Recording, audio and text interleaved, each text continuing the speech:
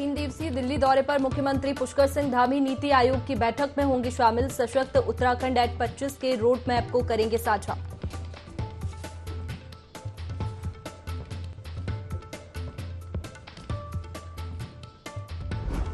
प्रदेश भर में बारिश का येलो अलर्ट जारी। मौसम खराब होने पर चारधाम यात्रा के लिए प्रशासन सतर्क। पर्वतीय क्षेत्रों में बारिश के साथ हल्की बर्फबारी का पूर्वानुमान।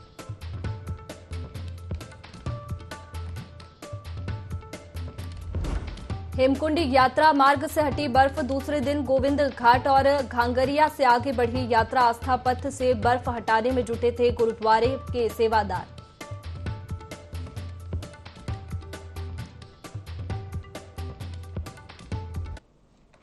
नमस्कार, आप देख रहे हैं IND 24। मैं हूं आपके साथ में वैष्णवी। खबरों की शुरुआत करेंगे। मुख्यमंत्री पुष्कर सिंह धामी 3 दिवसीय दिल्ली दौरे पर हैं। आज नीति आयोग की बैठक में शामिल होंगे। सशक्त उत्तराखंड एक्ट 25 के रोड मैप को साझा करेंगे। MSME, स्वास्थ्य, शिक्षा व कौशल विकास पर बात रखेंगे। मुख्य सचिव, सचिव नियोजन, CM सचिवालय के अधिकारी इस दौरान मौजूद रहेंगे। बता दें कि नीति आयोग की बैठक आज होने वाली है, जिसमें सभी राज्यों के CM शामिल होंगे। मुख्यमंत्री पुष्कर सिंह धामी भी 3 दिवसीय दिल्ली दौरे पर है और नीति आयोग की बैठक में शामिल होंगे। सशक्त उत्तराखंड एक्ट 25 के रोड मैप को साझा करेंगे। MSME, स्वास्थ्य, शिक्षा और कौशल विकास पर बात रखेंगे। मुख्य सचिव, सचिव नियोजन, CM सचिवालय के अधिकारी भी इस दौरान मौजूद रहेंगे।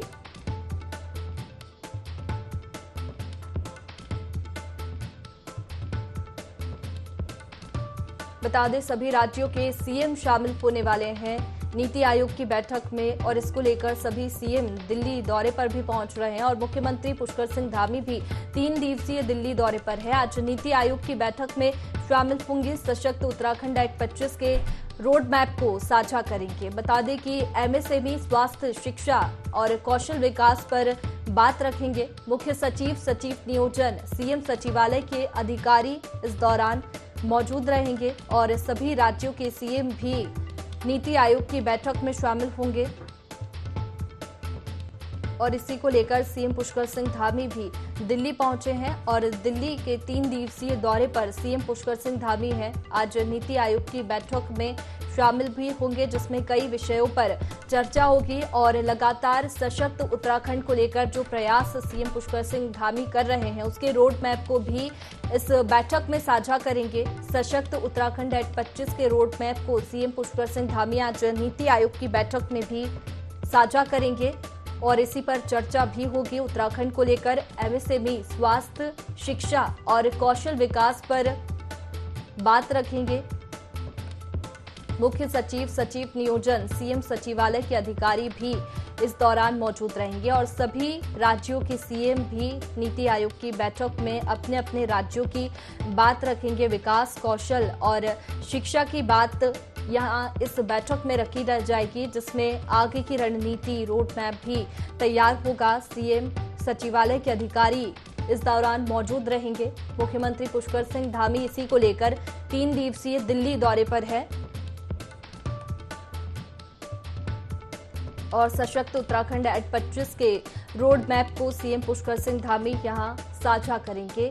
लगातार CM पुष्कर सिंह धामी सशक्त उत्तराखंड के लिए प्रयास करते हैं, अलग अलग जिलों के दौरे भी करते हैं और MSME, स्वास्थ्य, शिक्षा और कौशल विकास पर इस बैठक में बात रखी जाएगी, जिसपे CM पुष्कर सिंह धामी हमेशा प्रयासरत रहते हैं और लगातार उत्तराखंड को आगे बढ़ाने और सशक्त करने में जुटे रहते हैं और ये रोड मैप भी आज CM पुष्कर सिंह धामी साझा करेंगे, जो कि सशक्त उत्तराखंड का होगा।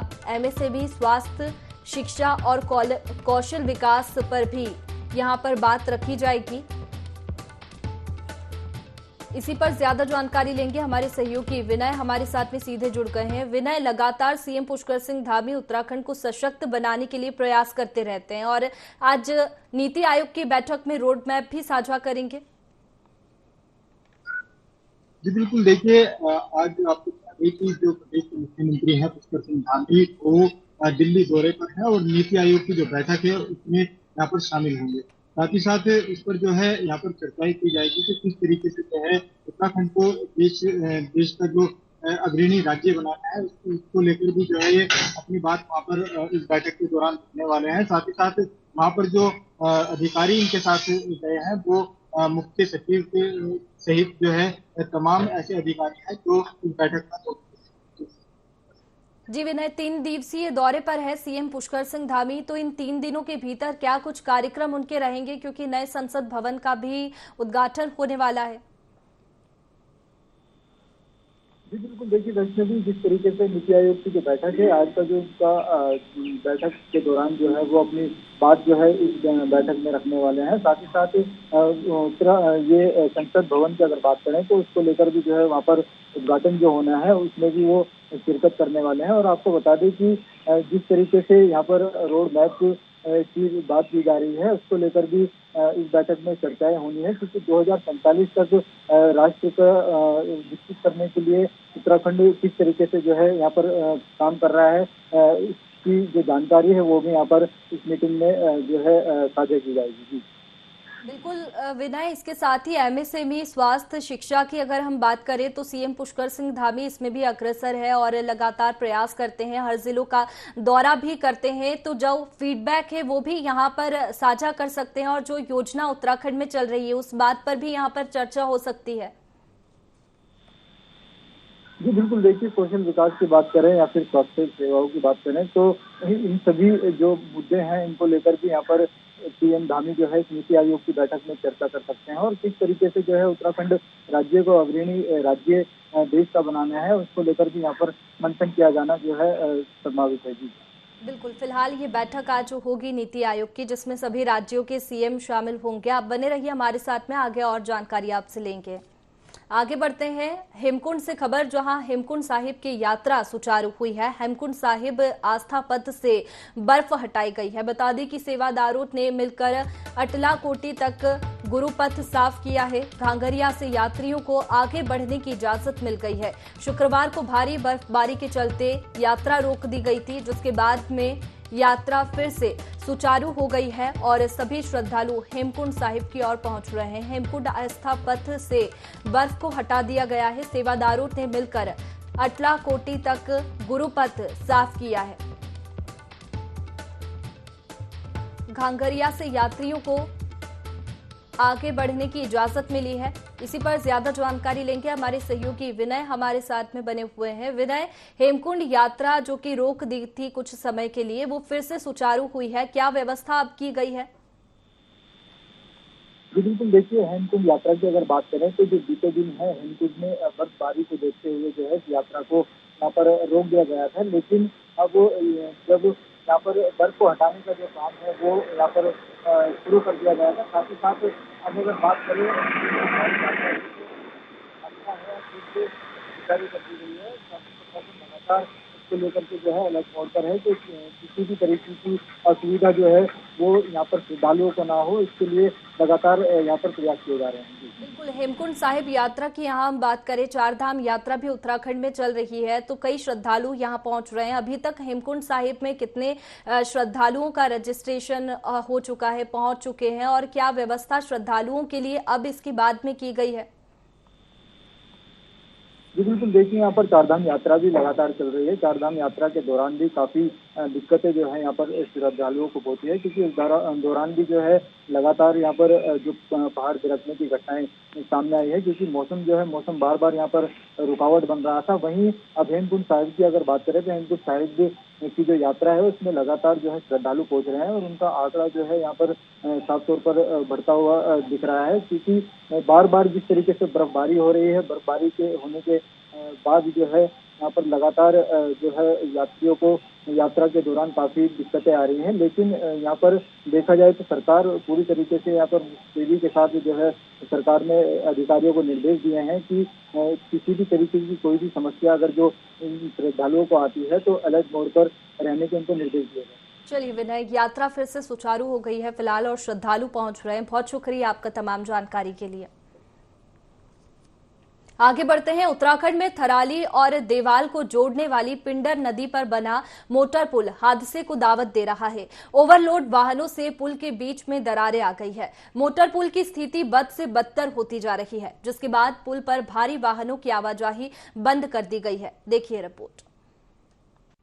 थराली और देवाल को जोड़ने वाला यह पुल 70 के दशक में बना था। साल 2013 की आपदा में पुल क्षतिग्रस्त हो गया था। उस दौरान पिंडर नदी के उफान से पुल का एक हिस्सा बह गया। जब पुल की जांच करने रुड़की सीआई टीम ने पिंडर नदी पर बने उन 50 मीटर के इस बी क्लास पुल को भविष्य के लिए असुरक्षित बताया था।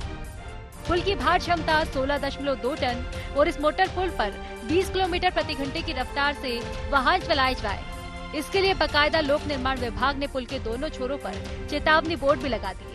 रास्ते में जो थराली में जो पुल आता है, इसके धसाव के कारण तमाम विभाग की लापरवाही हम इसको मानते हैं, शासन प्रशासन की लापरवाही मानते हैं। 2013 की आपदा में यह पुल क्षतिग्रस्त हो चुका था और उसी समय विभाग ने इस पे खाना पूर्ति करने के लिए एक बोर्ड लगा रखा ऊपर से, जिसपे लिखा है 16 टन भार का लिखा है।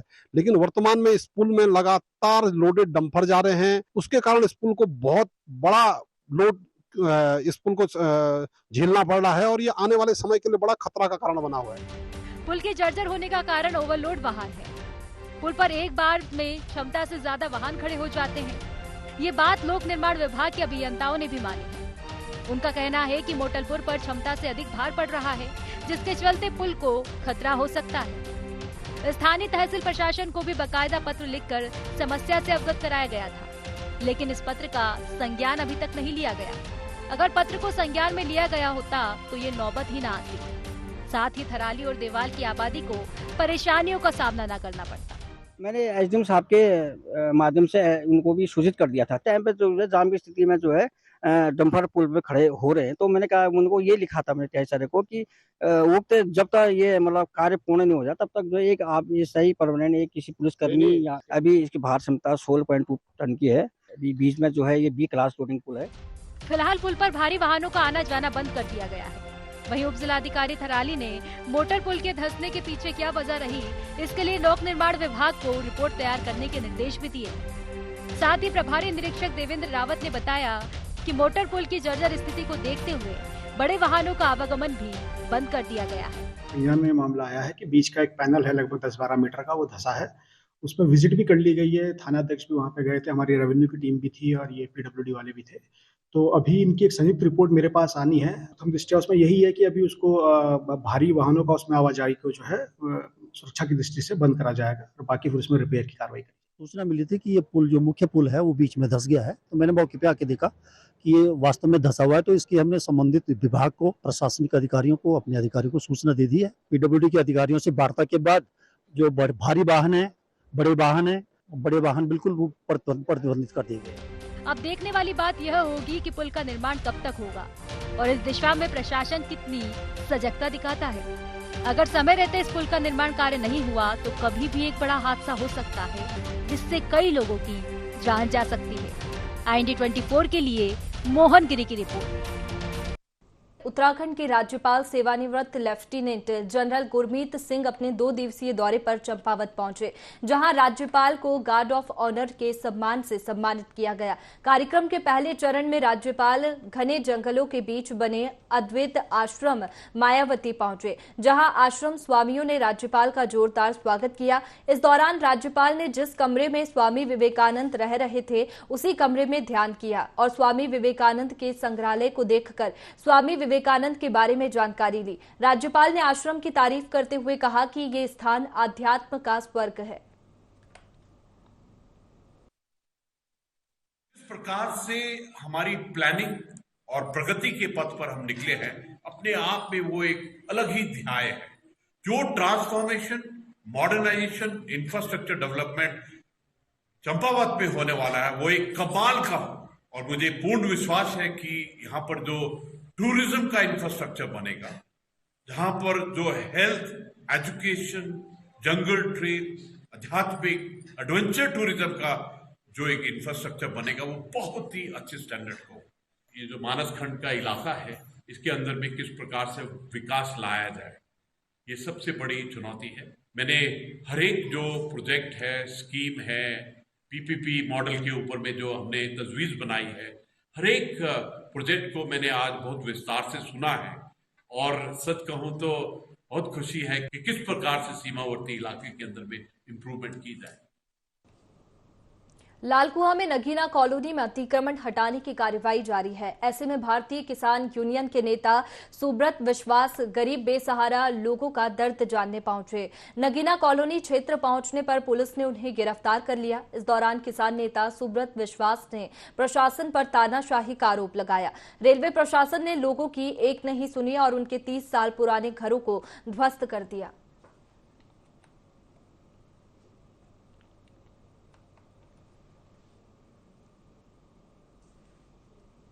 टनकपुर से प्रदेश को शर्मसार करने वाली घटना सामने आई है, जहां डॉक्टर एपीजे अब्दुल कलाम प्रौद्योगिकी संस्थान में निदेशक अमित अग्रवाल के साथ अभद्र व्यवहार और मारपीट का मामला सामने आया है। कुछ दिनों पहले संस्था में दैनिक वेतन पर तैनात शिक्षकों ने निदेशक के साथ मारपीट की थी। पूरी घटना संस्था में लगे सीसीटीवी कैमरे में कैद हो गई। मामले में लिखित शिकायत पुलिस से की गई, लेकिन अभी तक कोई कार्रवाई नहीं हुई है, जिससे गुस्साए शिक्षकों ने 10 मिनट का मौन धारणा दिया और दोषी शिक्षकों के खिलाफ ठोस कार्रवाई की मांग की। संस्थान में जैसी हरकतें हुई हैं वो नहीं होनी चाहिए थी। मैंने वही देखा कि कॉरिडोर में जो सर थे एकदम आवेश में आके वो हल्ला वगैरह कर रहे थे। तो मतलब किसी भी संस्थान में शिक्षक की जो गरिमा होती है वो मतलब धूमिली हो गई एक टाइप से, तो ये चीज़ नहीं होनी चाहिए थी। हमारे संस्थान में पिछले कुछ दिनों से वार्षिक महोत्सव की तैयारियां चल रही थी। ये वार्षिक महोत्सव 3 दिन का आयोजित किया गया था, जो 21 मई से 23 मई के मध्य संपादित हुआ है।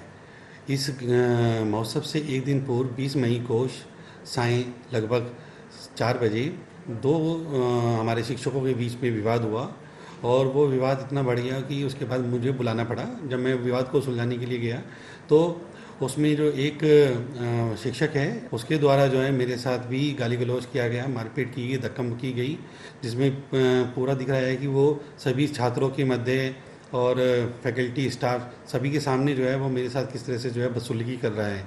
इसकी जो है प्राथमिक रिपोर्ट जो है वो हमने जो है कोतवाली टनकपुर में भी दे दी है, जिस पर अभी तक कोई कार्रवाई नहीं हुई है।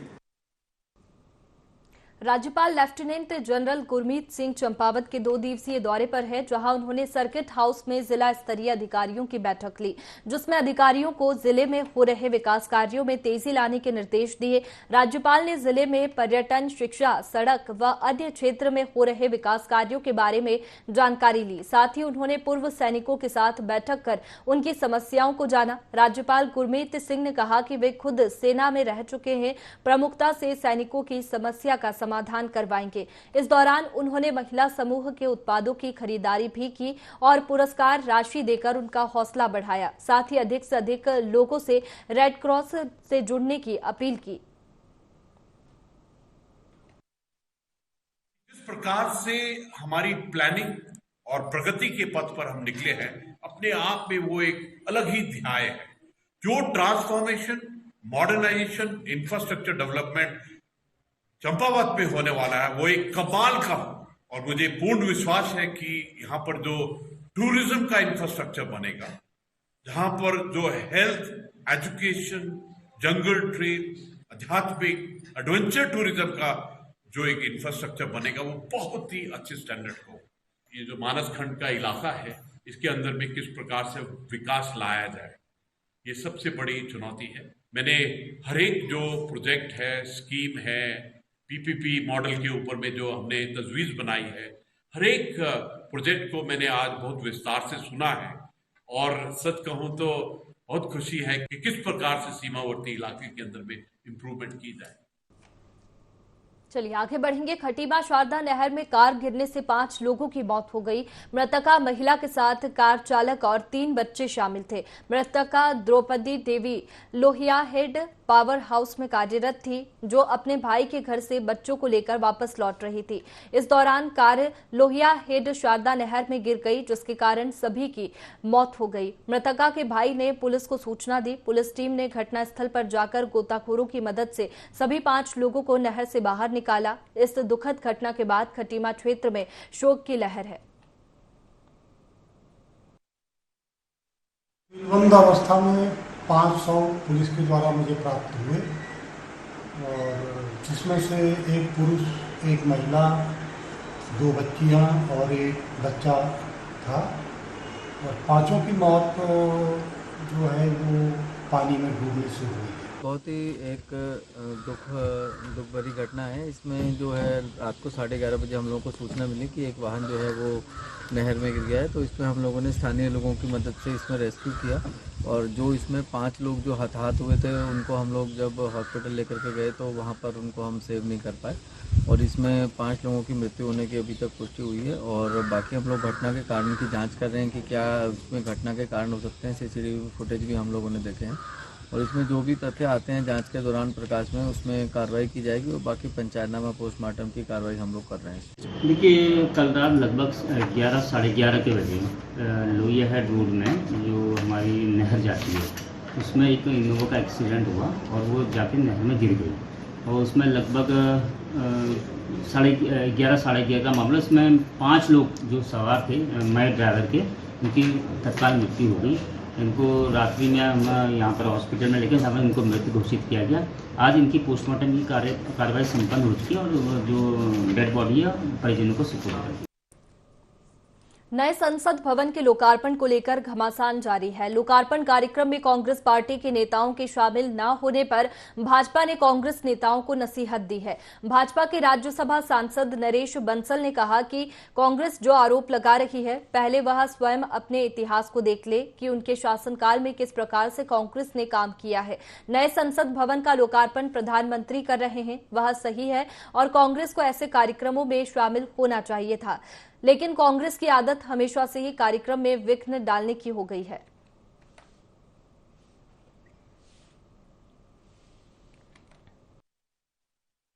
कि विपक्ष को केवल विरोध करना है। आज केवल राष्ट्रपति जी के प्रति उनका अनुराग कैसे उमड़ आया? अगर इतना अनुराग था तो उन्होंने राष्ट्रपति जी का निर्विरोध निर्वाचन क्यों नहीं होने दिया? उनके खिलाफ कैंडिडेट क्यों खड़ा किया? उस समय उनके लिए अपशब्दों का प्रयोग उन्होंने किया। तो ये केवल एक स्वार्थ की राजनीति है जिसमें उनको कोई ना कोई राजनीति करनी है। उन्होंने ही अनेक प्रकार के, ऐसा कोई नियम भी नहीं है और अगर इतना ही है तो सोनिया गांधी तो राज्यपाल नहीं थी, उन्होंने छत्तीसगढ़ के विधानसभा भवन का उद्घाटन क्यों किया? वो तो राज्यपाल भी नहीं थी, सांसद थी केवल। प्रधानमंत्री तो कर रहे हैं। मणिपुर में उन्होंने किया। इवन पार्लियामेंट की जो एनेक्सी बनी उसका उद्घाटन श्रीमती इंदिरा गांधी ने किया था। तो प्रधानमंत्री सर्वोपरि है, राष्ट्रपति जी का अपना स्थान है, लेकिन इस प्रकार से देश की जो एक नया परिवर्तन हो रहा है, देश आगे बढ़ रहा है, उसमें अड़ंगे डालना ये उनका काम है। लेकिन अब जनता उसको देख चुकी है, उसमें समझती है। फिलहाल देवभूमि लाइव में इतना ही। आप बने रहिए IND 24 पर। नमस्कार।